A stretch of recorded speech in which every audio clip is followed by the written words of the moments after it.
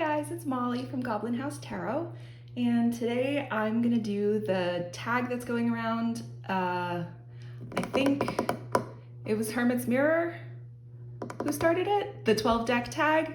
If it was not Hermit's Mirror, I apologize. I'll get it right in the title of the video. Definitely should have looked it up before this, but I didn't, so oops.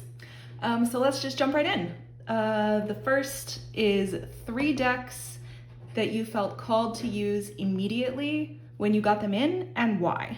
And this one, I use every deck immediately as soon as it comes in.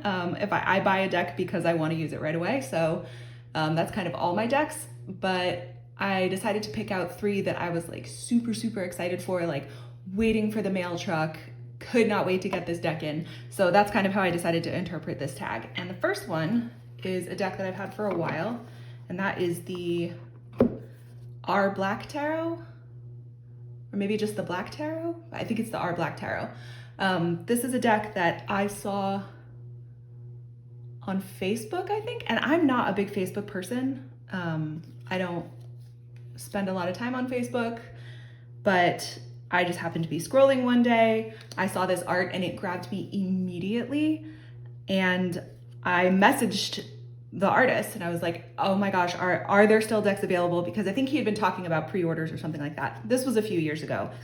I believe he's since put out a second, slightly larger edition on different cardstock. But this is the one I have. This is the first edition, and I really love it. Yeah, so I messaged him right away. I was like, oh my gosh, are you still taking orders? And he was, and it was a bit of an interesting process because I'd never ordered a deck kind of from directly messaging the creator that way. So I didn't really know how that worked, but it was super easy, and didn't have to wait too long. And I was so excited when this deck came in. I actually have, a couple years later, he was selling prints from some of the cards, and I bought the star print. I have it. It's framed and hanging in my house because I think it's so beautiful. Oh, my cat just yanked the door open and has come to ruin everything. Okay, well, if you hear jingle jangling or see an orange cat, that's Milo, here to wreck my day. I'm just kidding. I love him so much, but God, there are days. Anyway, I love how multicultural this deck is. I love the art style.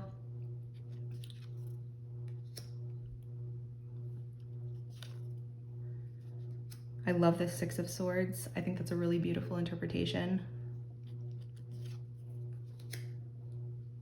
Yeah, I just think this is a really special deck, and I feel really lucky that I happened upon it at apparently exactly the right time. I did round the corners. It came with squared off corners. I did round the corners myself just because pokey corners sometimes hurt my fingers. But, oh, and now he wants out and he can't get out. Well, buddy, this is the problem you made for yourself, and I'm sorry. So anyway, that is the R Black Tarot by R Black, I guess. Oh, he's on the table now. All right. Next deck is going to be kind of a bigger one. I might have to zoom out a little bit. Oh, it kind of fits. You know what? We're just going to leave it. This is the Alchemy of Thoth Tarot by Annie Farrar. Milo, buddy. Okay, you know what? I'm gonna put this cat out. One moment, please. Okay, I'm back. The area is secure. Anyway, this is the Alchemy of Thoth Tarot by Annie Farrar, and this was one that I was extremely excited to get in. I think this is, I didn't know this until I saw other people talking about it. I guess this deck is like polarizing for some reason. Some people really don't like it. I do. I really like it a lot. This is the same artist. I think her better known deck is Daydreaming in Situ, which I also have and love. I like her collage style a lot. It's a lot more, I don't want to use the word chunky, because that's not what I mean.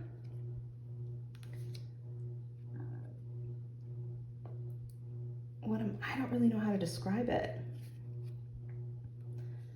Because I'm thinking about it in terms of like comparing it to like the Ritual Tarot or whatever.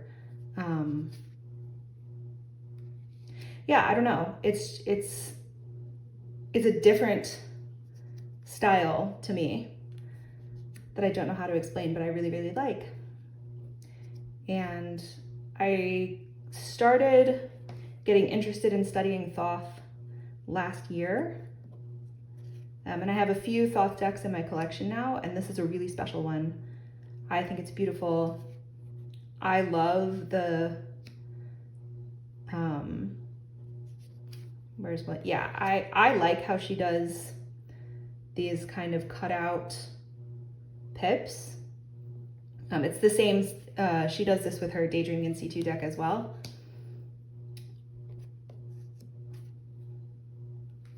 That's cool. Prince of Swords, we'll end on that one. So that is the Alchemy of Thoth deck by Annie Farrar. Yeah, I'm doing bad lighting again today, so I'm actually standing uncomfortably at my desk, kind of trying to block the sunlight with my body, so we'll see how we go. Okay, and the third deck in this category, decks that I wanted to use immediately, is the Jonasa Jaus. I believe this is the 4th edition. I've edged mine in this nice purple color. This is one of the first, I would say maybe one of the first 10 decks that I got when I first started reading tarot. I saw it on Don Michelle's channel, I want to say, and fell in love. The first thing I fell in love with was the backs. I think they're really cool and kind of just like a little funky, like 70s wallpaper a little bit. And I love the colorway of this edition. I also have the 5th edition, I think, which is the green one that's a little bit like, it's kind of shorter and squatter a little bit. This is very tall and narrow, obviously.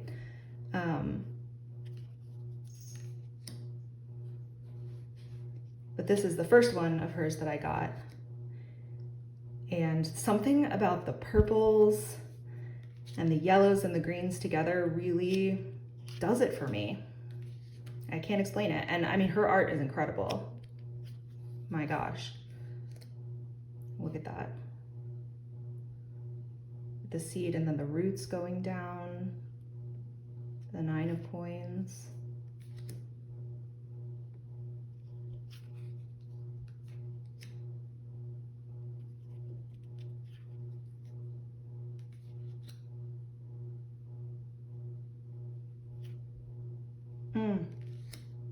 Oh, that's gorgeous. Okay, that is the Jonasa Jaus Tarot. I'm pretty sure it's the 4th edition. So we'll just say it is. Okay, next category is decks that you have never felt called to use. And I don't actually have anything in this category because if I have a deck that I find myself not using, I don't keep it. I have a lot of decks in my collection. I probably have over 100 decks. And I don't put pressure on myself to use them all every year. So I decided for this category what I would do, since I don't have decks that I just don't want to use, I decided to do 3 decks that I actually haven't used at all this year. It doesn't mean I don't like them or that I don't want to use them. It's just for whatever reason, they just haven't fit any of the moods that I was having. I'm a very moody reader. I don't force myself to read specific decks at specific times of year or anything. So the first deck in this category is going to be Tarot of the Holy Spectrum by a person whose name I don't remember. Chase Voorhees. That's it. Yep. Is this upside down? It is upside down. Great job. I'm doing so well, you guys. I really like this deck a lot. I just haven't used it this year, and that's okay. I always admire people who, you know, commit to, I'm going to use these specific decks for this month, and then next month I'm going to use these specific decks. I can't do that because the way my brain works is if I say that I have to do something, I immediately don't want to do it. So like if I pull out, you know, 5 or 6 decks and say, okay, I'm only going to use these decks for the next 4 weeks, I'll go insane. And it will also make me feel like I have to get through using those decks in 4 weeks. And I'm a very loosey-goosey tarot reader. I don't read every day. I don't do daily draws or anything like that. I read when I feel like it. A lot of times it's just because I'm bored and I want to do some creative thinking. It's not even for like, you know, self-help or self-learning or whatever. I mean, I do use it that way, but I would say a greater percentage of the time it's just because I want to play with my deck and pull a couple cards and see what I think about the way that those cards interact with each other. So this is the Tarot of the Holy Spectrum. And, you know, for whatever reason, I just haven't felt like using it this year. Another one, second one is this one, the Soul Tarot. I love this deck. I call this my Dune deck because, ooh, come on. This deck is so slippery. You guys, I don't know what kind of cardstock this is, but it is incredibly slippery. These are the cool backs. It's gilded. I love this deck. I love the art style. It's kind of Art Deco-y, which is a style that I love. And the colors just look like a desert and they make me think of Dune, which is a book that I've loved for years. So I call it my Dune deck. But again, I just, you know, I haven't really felt like pulling it out this year. I still love it. I will use it again at some point. It's just, you know, not now. And I'm fine with that. I think I didn't really finish my thought from before about kind of putting myself in a box with, you know, a prescribed set of decks for a specific time of year or whatever. And I mean, no, there are plenty of people who do that and stick to it and it works really well for them. And I really admire that because I simply cannot. I cannot do that. I will go insane. Now, of course, I do have decks that, because I'm a moody reader, really only come out at certain times of year. Like my fall decks that feel more like fall or winter to me, I tend to only use during those times of year because that's the mood I'm in. That's what I want to read with at that time of year, you know? But I don't think I have a single deck. Oh, that's not true. I was about to tell you guys a lie. I do have one deck. It's a Christmas deck. I can't remember what it's called. The artist is Hattie Thorne. Oh, what's it called? The Vintage Christmas deck or something like that. I don't remember. But it is specifically a Christmas deck, so obviously I don't use it any other time of year than around Christmas. Because that doesn't make sense in my mind to use it at a different time of year. But other than that, I don't think I have a single deck that I am opposed to use. What am I trying to say? I'm opposed to using words at different times of the year. Like, I'm not against using decks that feel like fall to me, you know, in the spring or summer. I just tend not to do it, I guess is what I'm trying to say. Anyway, I'm rambling. So, and it's already been 15 minutes and I've only gone through 4 decks. So let's move on. The third deck that I haven't used this year is a cutie. And that's my Medieval Cat Tarot. These are the backs. I've edged mine in brown with a little like gold stamp overlay type thing. This is just a really cute deck. It's a mass market deck. I forget who it's by, but it's just, it's a pip deck, but it's got little scenes in the middle in case you need a little bit of help and you're not, you know, a huge pip person. And it's just medieval cats doing cat things and sometimes people things. And I don't have that many, I'm a huge cat person, obviously. I was just whining about my cat at the beginning of this video. I don't have that many cat decks, but I do have a few, and this is one of them. And I love it so much. And as I'm looking at it, I think I want to leave it out because now I feel like I want to use it. I haven't used it all year, and now I want to. So that's that. Look at his big old sleeves and his stupid shoes. I love him.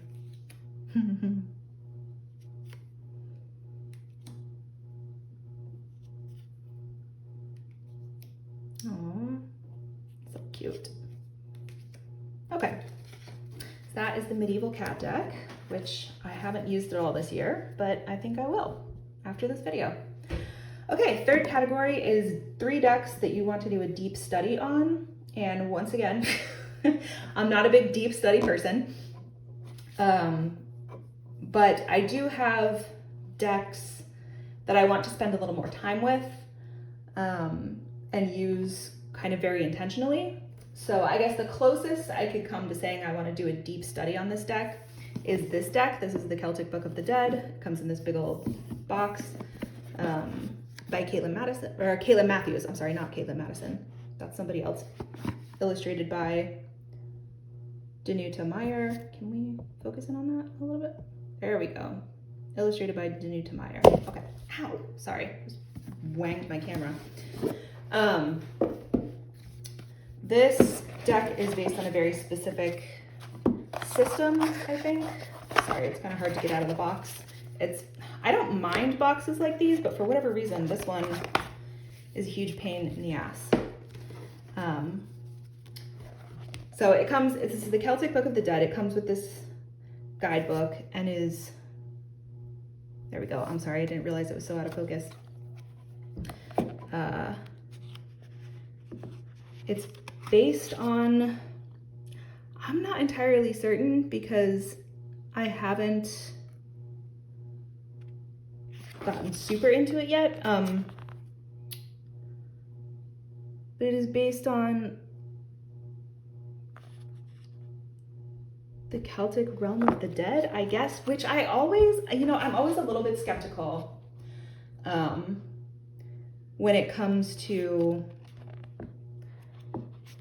tarot decks and other divination decks and things like this that talk about Celtic traditions or, Celtic this, Celtic that. I mean, the Celtic people kind of didn't really exist in the way that we think of them. They weren't one like big unified people, and also most of their traditions were oral, like they didn't write anything down. So I tend to get very skeptical unless people, back their works up with primary sources.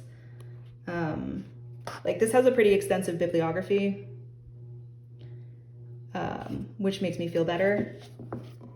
I'm not doubting the creator of this deck at all. I know who Caitlin Matthews is. I know she is a respected scholar. I'm just using this as an example to talk about. I didn't mean to say anything about her at all. I bought this because I trust her. I just mean, people say a lot of things about Celtic tradition that I think we kind of want to think are true and are not necessarily true. But anyway, my point is, this is the Oracle deck. It's called the Celtic Book of the Dead. I've edged mine in silver, and I was drawn to it because of the artwork. It's not collage necessarily. Oops, sorry, I hit my camera again. But it almost looks like it could be collage, but it's beautiful art. And I'm really intrigued by this whole concept. So this is one that I would like to actually sit down and read the entire guidebook, which I will admit, I often don't do that. when it comes to tarot decks or oracle decks. But this is one that I definitely want to get to grips with properly before I really start using this deck, because I want to understand what these things mean, you know? Like Island of Circled Fire, what is that?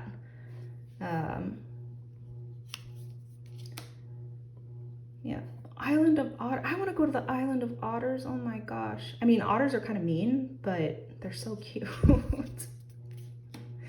Like, look how beautiful that is. That's absolutely stunning. And I tend to be super picky with my oracle decks.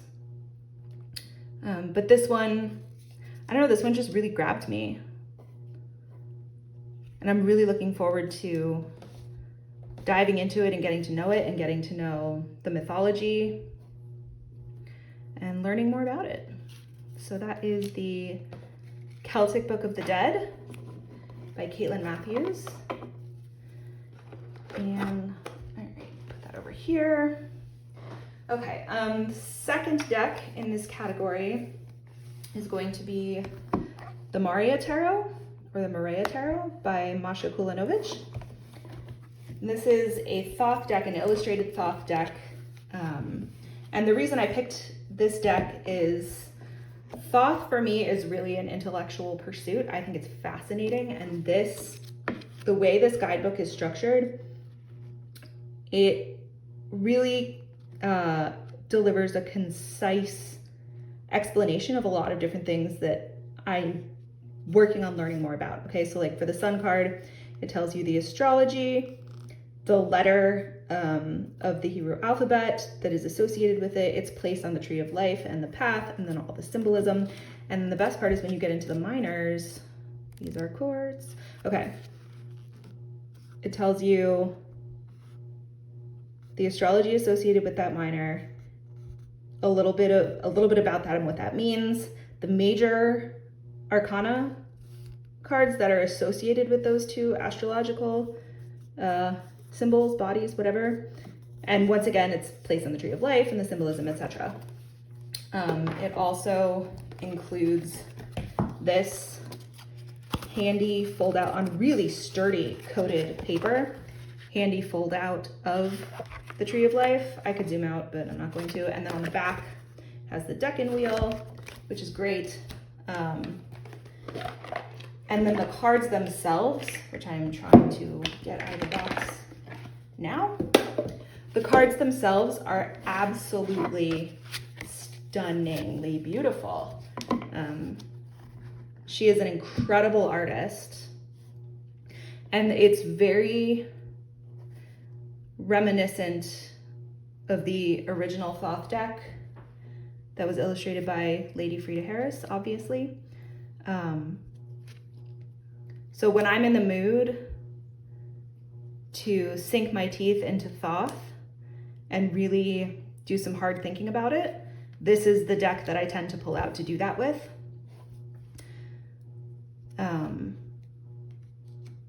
Because it is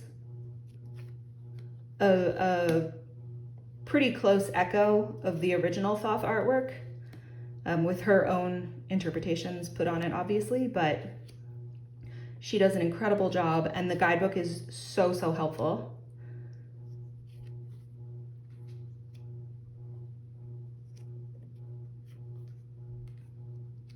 Oh, that's my decan. Second decan of Cancer. Mercury in Cancer. I'm a chatty, moody girl.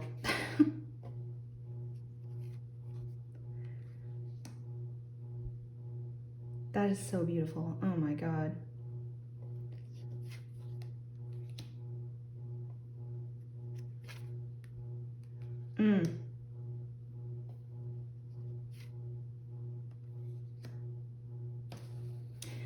So that is the Marea Tarot by Masa Kulenovic, and that is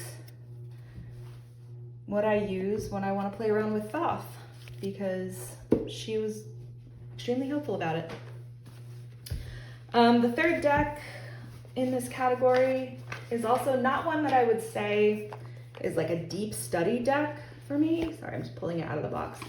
But it is one that I work with very intentionally, one card at a time, and I get into the guidebook, and that is the Mysteries of the Red Madonna, the Mary Magdalene Tarot by Hettienne Grobler. Yeah. I also have the Mysteries of the Black Madonna, which was my first deck by her that I got that I absolutely love. And I use that deck in the same way. This is the one I'm using at the moment instead of that one, so I pulled this one out. But I am very intentional about my use of this deck. Like I said, I use it one card at a time. I only ever pull one card, and I'm very careful about reading everything she has to say about it in the guidebook.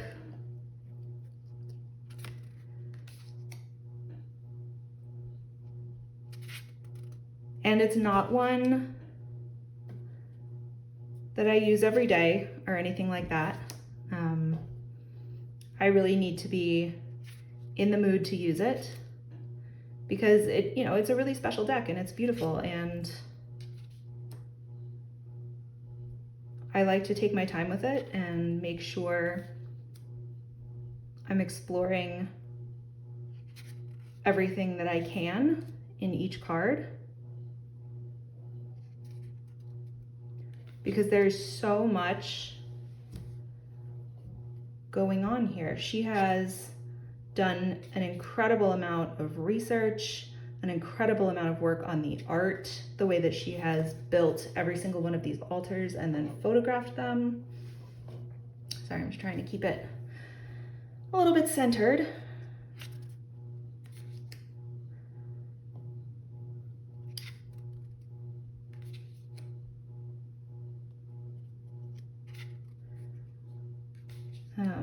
I am not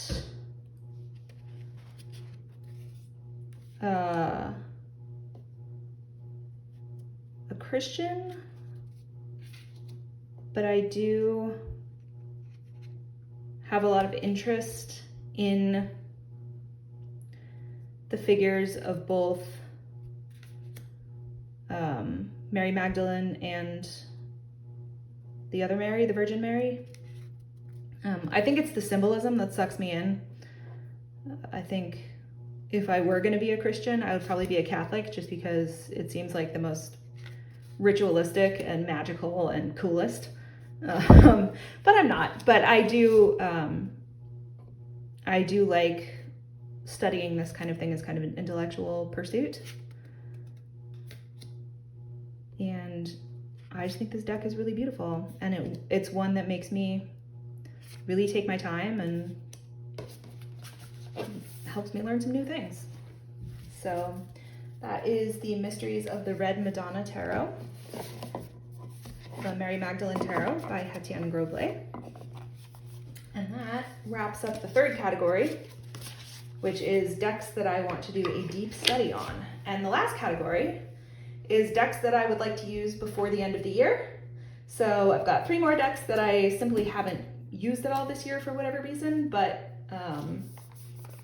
they're yelling at me from my tarot cabinets, and I would really like to give them some time on my table before the end of the year is out. So the first one is the Abstract Futures Tarot by Hilma's Ghost, which is an artist collective inspired by the works of Hilma of Klint. And this is an abstract art tarot deck. This is one of my favorites. It tends to come out in the winter. It just feels, I don't know, kind of wintry for me.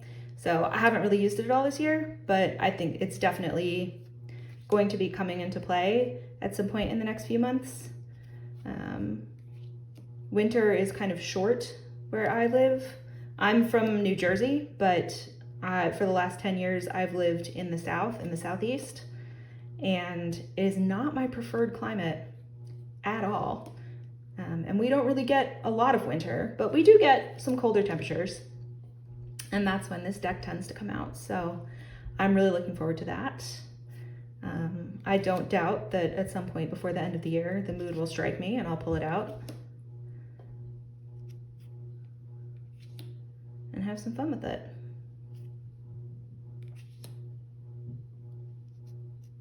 This is another one that I don't tend to pull too many cards at once from. At the most, I'll pull 3, just because some of them are kind of busy, and I like to be really clear on what I'm looking at.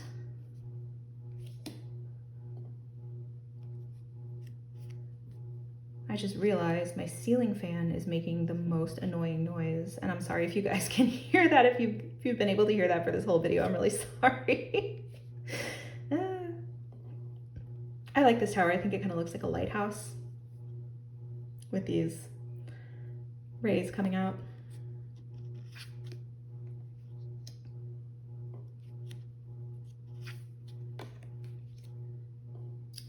But yeah, that is the Abstract Futures Tarot by Hilma's Ghost.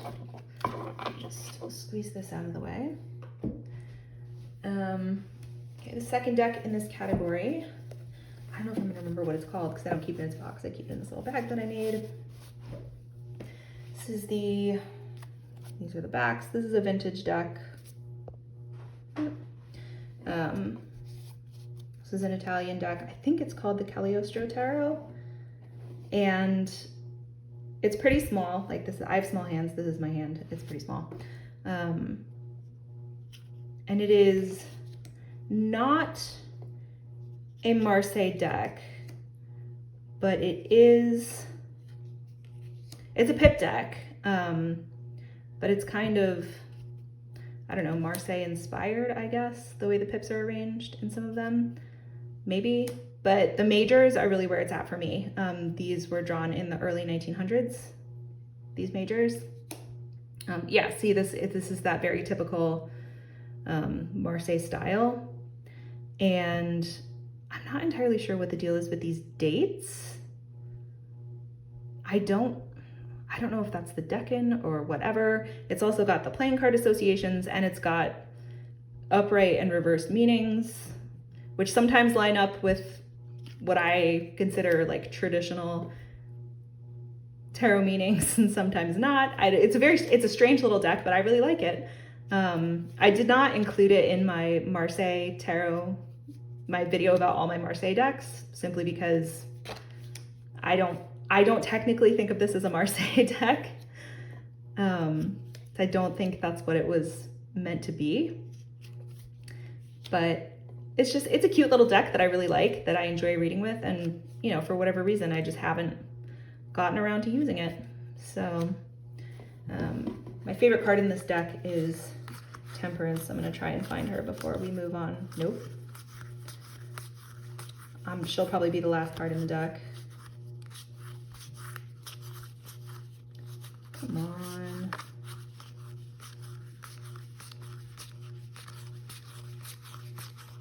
Nope. Nope. Yeah.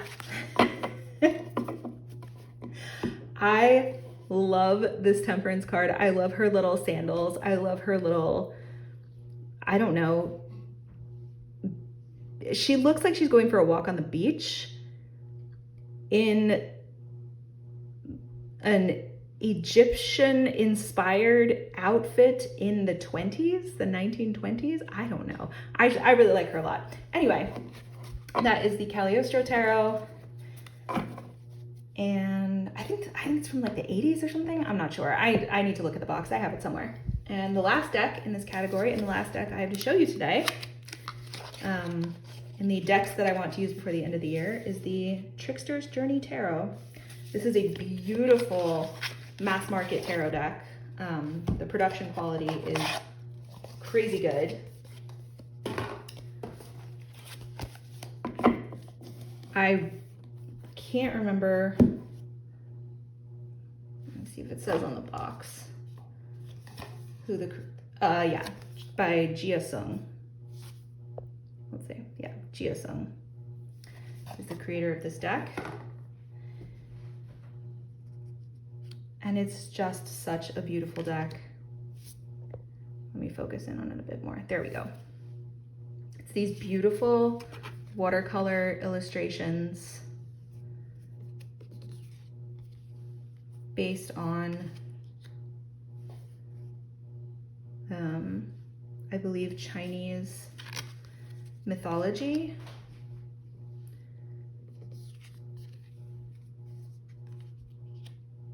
And the journey of the Trickster, who we see in the Fool card, who it might come up, it might not, we'll see. I think that's a super cool High Priestess.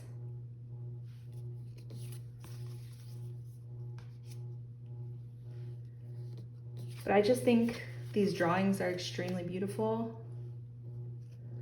I don't have another deck like this in my collection.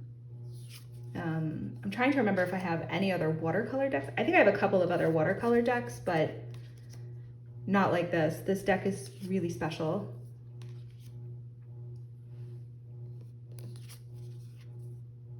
Look at the little frog.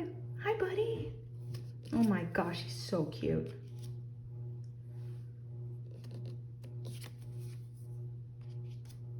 The swords are all cats, which I like.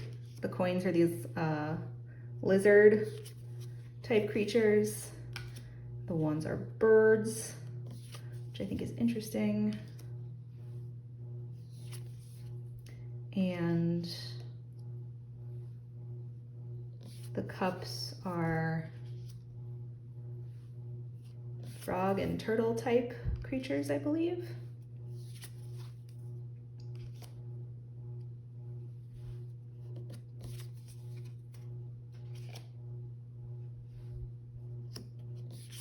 And the quartz are all pairs. Let's see. So like the Queen of Swords is also a tiger. Let's see if I can find her. There's the cups. The cardstock is really nice, but it can be a bit sticky. Oh, this is the Trickster. We see him in the Fool card. Actually, they are, I said him, but that's my bad. They are non-binary, which is pretty cool. So we also see the Trickster in the Fool card. I'm looking specifically for the Queen of Wands, which, Queen of Swords, I'm sorry, not Queen of Wands, Queen of Swords.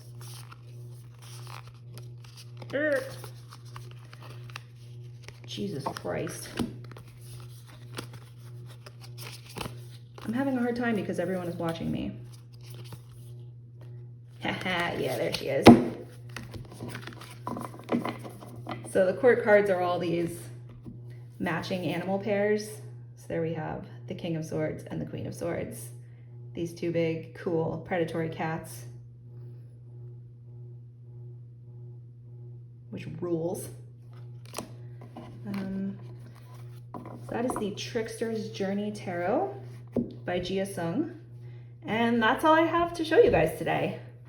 Thank you to Hermit's Mirror for putting this tag out there. I had a lot of fun doing it, and I'm having so much fun watching everybody else's. So I hope a lot of people do this tag because I want to see more. So have a great day. Thanks for stopping by, and I'll see you next time.